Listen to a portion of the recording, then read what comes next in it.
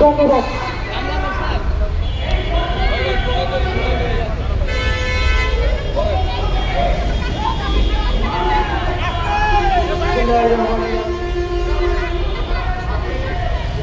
বলতে চাই না, আজকে কয়েকদিন যাবৎ আমরা এই জাতীয় প্রেস ক্লাবের এই রাষ্ট্রের যারা আছে কর্মভার, তারা সংস্কার করতে এসেছে।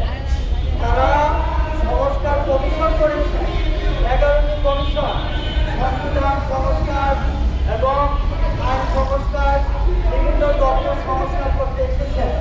তারা এই শিক্ষা বিভাগে জনাব আব্দুল মহিন চৌধুরী স্যার, এই বিষয়টা সবাই জানে, সমগ্র বাংলাদেশের সবাই। স্যারকে আমি সেলুট জানাই।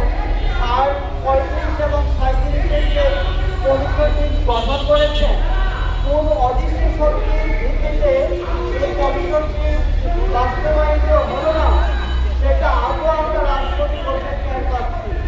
এখানে একটি অংশ যাচ্ছে বয়স বৃদ্ধি নিয়ে তাদের একটা কুচক্র হয়। কেন আমরা কি আরাকান থেকে এসেছি এই বাংলায়? কেন আমরা কি বাংলাদেশের নাগরিক নয়?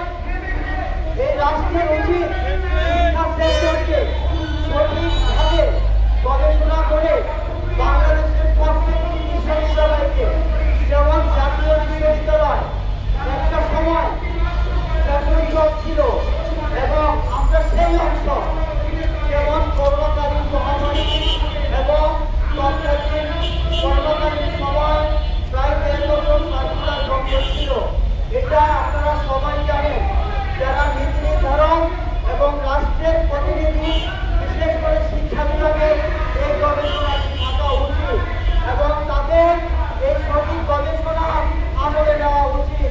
আমরা এই সহযোগিতাদের পক্ষ থেকে বলছি, আমাদের কোনো সিদ্ধান্ত ছাড়া তারা একক সিদ্ধান্ত অনুযায়ী এই সংখ্যাটি তারা কেন এই বিভিন্ন গণমাধ্যমে আমরা জানতে পেরেছি, তারা কেন 33 সংখ্যা, তারা একটা কথা বলতে ইচ্ছা করে, তারা তো এনজিও সরকার, এই ইন্ডিয়ান গভর্নমেন্ট 1 বছর করে বয়স বৃদ্ধি করবে আর জনসংখ্যা বেকারত্বের সংখ্যা সমাধান করবে না, অথচ তারা বেকারত্ব কিভাবে বেড়ে যায় তারা সেই লক্ষ্যে এগেছে। কেন আমরা কি বাংলাদেশের নাগরিক নয়? সম্মানিত ভাইরা, আমরা একই বলতে চাই, এই সংবাদ মাধ্যমে রাষ্ট্রের নীতি নির্ধারকদের কাছে আমরা